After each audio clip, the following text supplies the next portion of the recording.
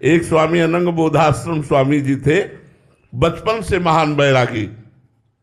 चित्रकूट में रामलीला हो रही थी, तो जब राम वनवास का प्रसंग चला तो वो बालक ही थे, भाग पड़े घर से, भगवान वनवास को गए, अब मैं आजीवन वनवास में रहूंगा, ऐसा उन्होंने निश्चय किया।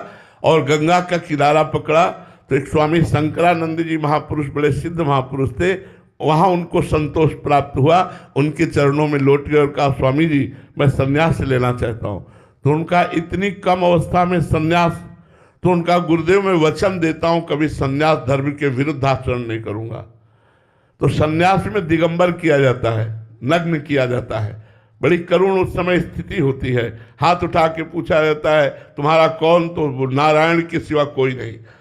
तो जब उनको दिगंबर करके संन्यास दिया गया और फिर जब बाहर निकले तो कहा लंगोटी धारण कर लो, तो उन्होंने कहा अब नहीं, एक बार जीवन में लंगोटी उतार दी, अब दोबारा जीवन में धारण नहीं।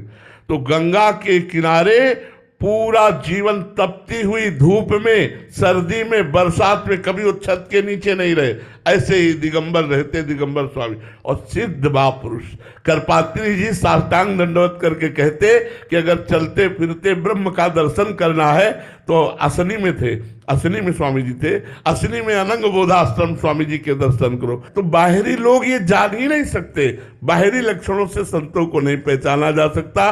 तो संतों का सहज स्वभाव, सरलता, भगवान की कृपालुता, ये हम सबका कल्याण कर देगी। बस हम भाव कर ले, हम संतों पर भगवत भाव कर ले।